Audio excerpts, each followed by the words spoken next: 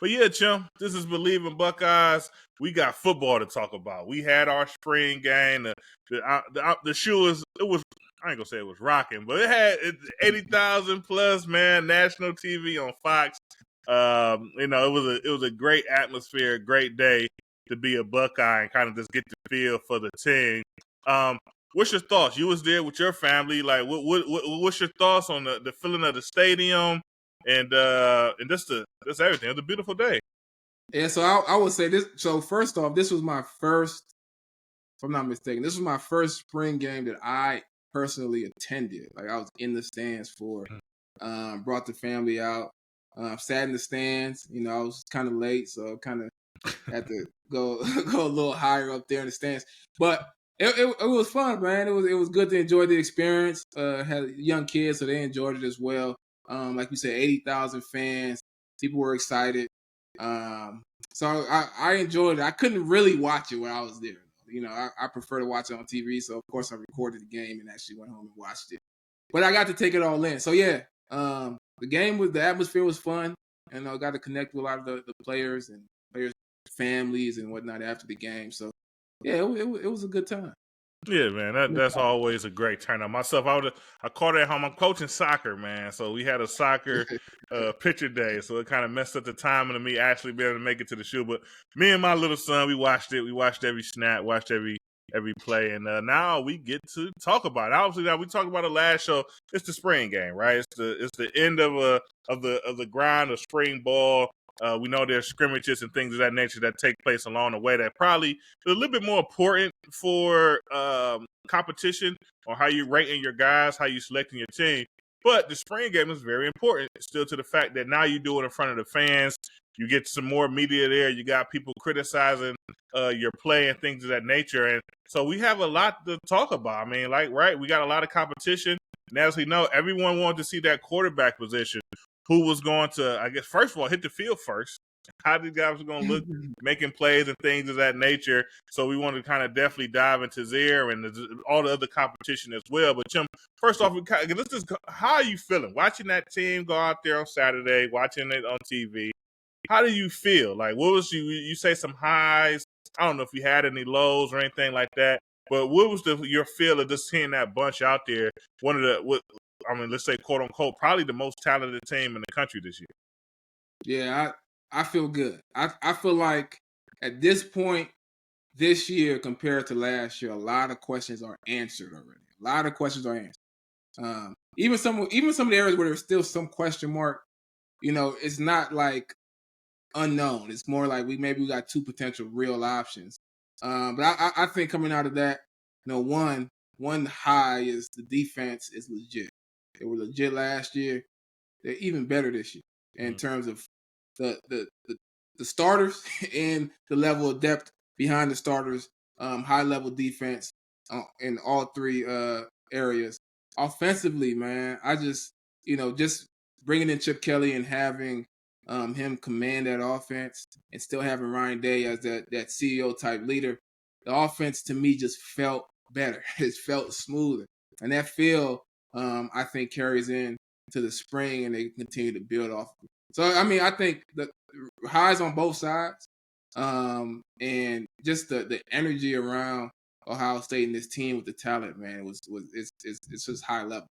Yeah, and I agree. I mean, I think both sides of the ball, like you see the talent, you see the experience, you see the competition, and you see the guys know what they're doing. Like you just see a lot of this sound football on the offensive and defensive side of the ball. So definitely looking forward to the fall to kind of continue grooming, to continue to kind of grow some depth, right? If you're not a starter, for some of those younger guys to kind of continue to learn Ohio State football and growing from there. I don't have a low, but I will say I would like to see seeing some more special team stuff, like just some live action stuff, just kind of seeing guys go through the motion, and just because that's just me being greedy. And I don't know if you even do that in a spring ball situation, but if I had something to say, I guess I would have liked to see a little bit more there. But let's get into these quarterbacks, man. So obviously Will Howard, he gets I'm gonna say the start. I mean, I don't think it really was that type of situation, but he was the first quarterback onto the field. 1 versus 1s for Ohio State. He did some things. what did you think of your first chance of seeing Will Howard out there leading our offense? And so I guess some positives, some negatives, and things of that nature. Yeah, I don't think anything in my mind has changed for Will Howard. I think coming in, first of all, I've seen Will Howard play a lot of football, right, already at Kansas State. So I wasn't really expecting a ton, in terms of the spring game. I think for me, the spring game is more for the twos and the threes, those guys who don't have a ton of game experience, now to get a chance to be in front of the fans, be in front of be in Ohio Stadium, and be able to start to build some of that experience so they have something to pull from when they do go live reps against another team. Except Will Howard, this is his first time playing in Ohio Stadium as well, in It front was of different. 80,000 plus fans. So, that is beneficial for him as well. But, from what I saw from him, I thought he was solid. The offense moved well. He had some good throws. He moved well in the pocket. Not too different than how he's played the last few years. The one thing to monitor for Will, for me, is his ability to push the ball downfield. Like, can he continue to throw those passes, 15, 20 yards, 30 yards, deep balls, etc.? We didn't see a lot of it at Kansas State. I haven't seen a lot of it at practice. Now, I haven't been to a lot of the practices either. And I didn't see a ton of it in the spring game, but he also didn't have a ton of throws in the spring game either. He had a couple good plays, downfield plays, but it wasn't like really explosive, deep ball type plays. And different than Kansas State, Ohio State has the receivers to throw the deep ball to. So that's not, I got the built-in excuse for him right now, saying that he didn't have that level of talent to be able to separate and do that. But he does now. So, that's got to be an element of the game. That's something that Ohio State thrives on, is those explosive plays. And the one avenue for Devin Burner Boats Brown to come in and potentially win out at that position, I think it's an uphill battle to get there before the season starts. But, during the season, if we aren't pushing the ball downfield, if we aren't taking advantage of some of those guys on the edges, and Devin Brown seems ready to step in, that might be an opportunity for him to make a run. Yeah, I would say overall, Will Howard, Devin Brown, if either one of them was to start, if Dave was like, look, I just have to pick a starter right now, I'm going with this guy. I don't think we after Saturday's performance, I don't think there's an easier way to kind of be really cautious. I think both those guys look very comfortable. Both those guys move well, and I would say I would say I hate to talk about stats in the spring game, but stats for the spring game, I would say Devin Brown probably had the best stats for the quarterbacks in the spring game with the touchdown throw and things of that nature. I think that's kind of maybe against like the second defense that throw. But I mean, he looked just very comfortable. He looked very explosive. He moved around well. Obviously, the quarterbacks are not loud. They're not getting tackled in the spring game situation. But I felt like he had some opportunities to make some plays with his feet as well. And just both guys looked like they understood the offense. They understood where to go with the ball and how to play it from that nature. Devin Brown, I would say it seems that he has more of an explosive arm, right? Like you just stated, like he probably will be likely more able to get the ball downfield to our wide receivers. But I think they show well. I think that competition definitely will have to go into the fall because I feel like Devin Brown is doing enough. Obviously, I think everyone would say that we brought Will Howard in for a reason for him to be that guy. But Devin Brown is doing everything he can to kind of keep things muddy, keep his name, in that competition, and keep his, and give himself a chance or a shot at winning that position. Julian Sayin, right? It's funny. He's as we were saying before the show, like one of our high school seniors that's on the team. Julian Sayins out there playing quarterback, and obviously we've been hearing a lot of great things about him throughout the spring. What did you see from him in his play, and any highs, lows, or anything like that you want to say regarding his performance on Saturday? Yeah, so saying, like you mentioned, he's a high school senior, right? I don't know if he went to prom or if he's going to prom, but these are the things that high school seniors are doing, graduating, etc. But instead, he's playing in front of 80,000 fans in Ohio State spring game. He was a bit inconsistent. I like him a lot. I saw him at practice. I see how he can throw the ball, quick release, has a kind of a good feel for the game. But it's different when you line up in front of 80,000, 50,000, I don't care, 35,000 fans, and you're going against a defense that's giving you different looks, etc. That's different in practice. It's different in practice, and he felt that. You know, I credit saying for he went out there and he tried to make some plays. He tried to make some throws. And the reality is, against a good defense like the Ohio State defense, I don't care if it's the ones or the twos, they're gonna make some plays too. So I think this is a good game for him to learn from. I thought overall, being a guy who's literally a high school senior coming in as a quarterback position in front of 80,000 in the spring game, I thought he played well. I thought he played well overall considering where he's at. And I think that the idea that he's in the mix in terms of who's going to start is not reality. I mean, this guy still needs to feel he has to feel what it feels like to try to throw that deep over route against a fast defense who could close quick, right? When a guy goes and picks him off, like he has to feel that. And I think that's going to allow him to continue to improve. And he has a bright future, man. So I thought he played well. I thought Aaron Nolan also went out there and played pretty well as well.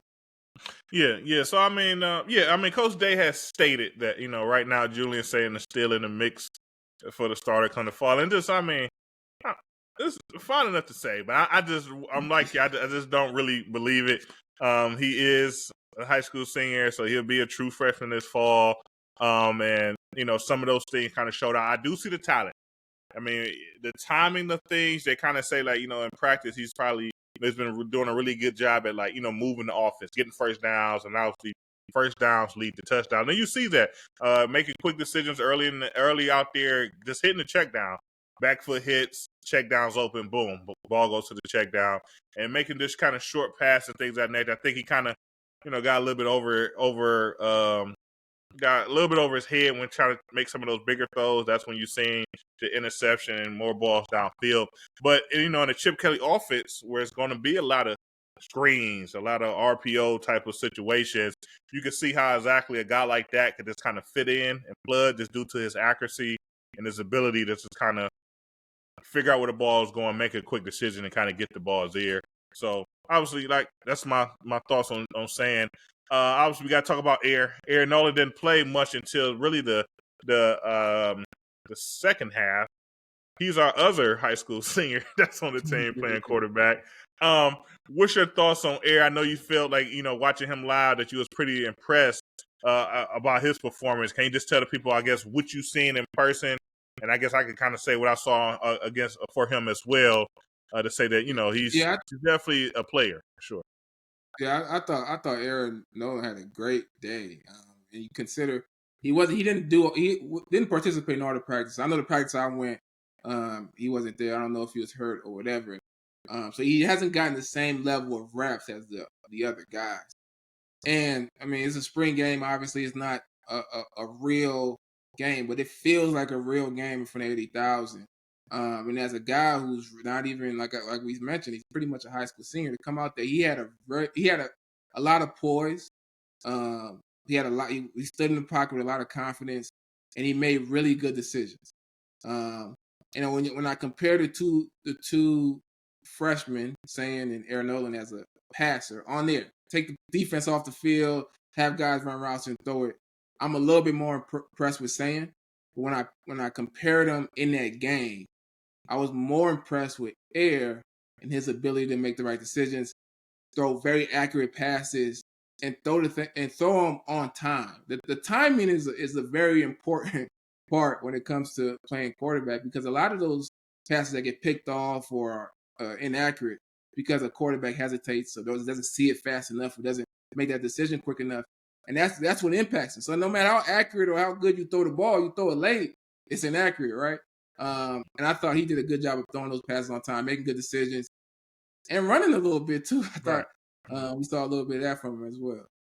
Yeah, same. I think I didn't, seeing clips from high school. Eric didn't really, you see him running that much, right? Usually you're looking at like big throws downfield, but getting to see him on Saturday, like he does have some athletic ability that he can actually pull the ball and run it. Obviously, Chip Kelly's going to run a lot of RPO, a lot of run pass options type of situation. So To kind of see that athletic ability from him kind of was pretty impressive.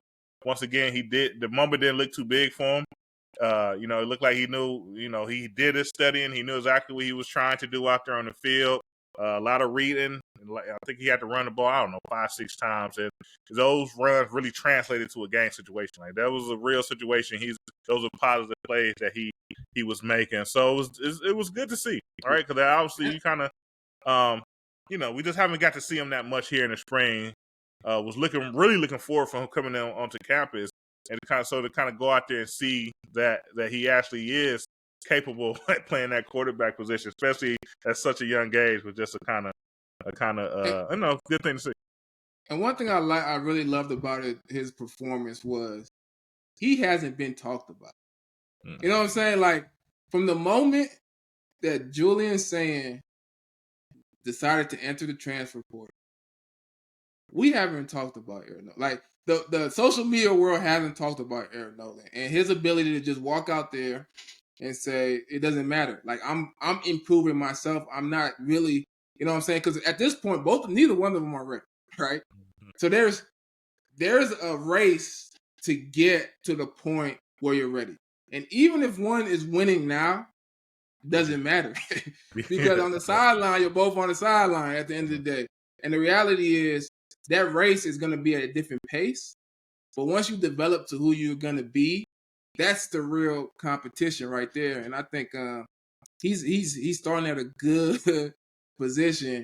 And, he's being able to go out there and do well at the spring game. This gives you confidence. You know what I'm saying? Like, now he's going to be confident in his ability to do this. And that's why I think this spring game is really for those guys, to be able to go out there in a real game environment, be able to perform and bank that, good game to know that I can do it. And for those guys who struggle, to be able to look at what they struggled at and say, look, I really need to improve here and there. So shout out to Aaron Nolan for the game, for sure. Yeah, and we don't want to forget Lincoln. Like, Lincoln, he's the 5th quarterback that was out there for Ohio State. And to be honest, he stat-wise for a practice, he didn't have the best of days, I would say. But he definitely looked athletic. He looked explosive. He definitely was moving around well. Just got a little bit risky with a couple of passes, so they got picked off. But obviously he would learn from that situation. We just still got to remember this is his first spring, right? He just got one season under his belt. This is his first spring at Ohio State, so we'll continue to watch him and see how things develop with him. But there was other competition out there. We spent a lot of time here on quarterback, but we got to talk quickly about I want to talk about the offensive line. Obviously, there's essentially we know there's competition, heavy competition. We thought for the center and that right guard position. From the spring game, it looks like really the competition is really just at that right guard position.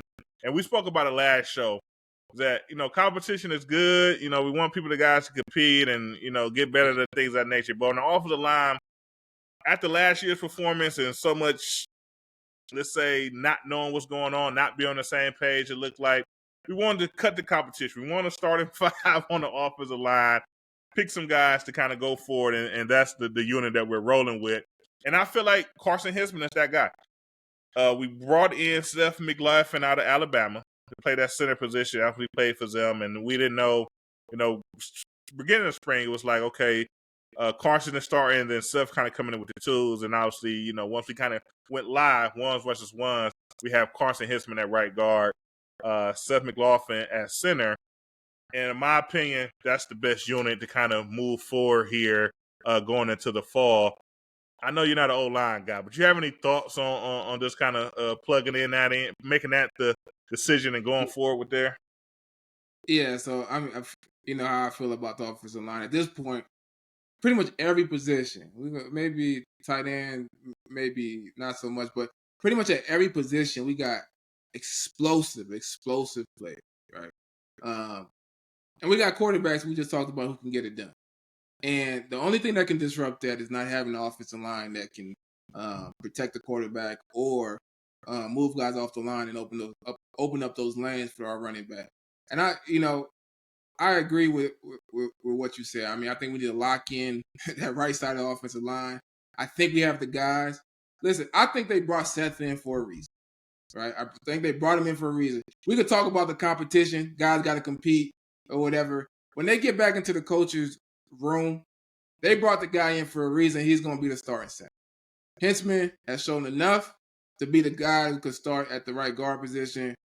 Fryer, we want him to continue to improve. He's going to be the right tackle. And these guys are locked in. Let's get some cohesiveness and make sure the operation is strong. Everybody knows what they're doing. So, yeah, I mean, I feel good about the offensive line. I know people are still questioning the O-line. I feel good if they can lock in guys and we can move forward.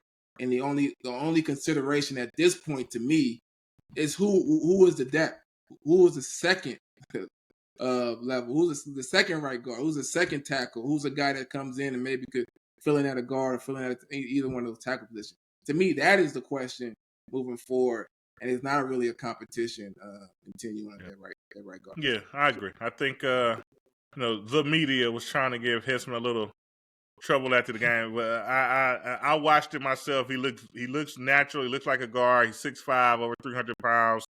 He got the most playing experience, in my opinion. Like let's plug it in and go from there. But there's also a lot of competition some competition at tight end, right? Obviously, last year we lost a great tight end, and so now we're looking more for G. Scott and Jelani Thurman. I'm sorry, to kind of step into that role. They was the first two tight ends into the game, into the scrimmage. And funny enough, the first play of the game is Chip Kelly does a shout out to Woody Hayes. He ran like that wing look and it kind of spit into place and look a little fancy, look funny. But on that play, the tight ends had to block defensive ends. And we're saying, if it's one thing about our tight ends, they have always shown the ability to kind of make plays and pass the situations. But we need more of them just kind of lining up, pinning their hand on the ground and being able to win blocks and get onto guys and hold on. And I would say, obviously we just got a very small sample size, but Jelani Tower was at the point of attack against JT.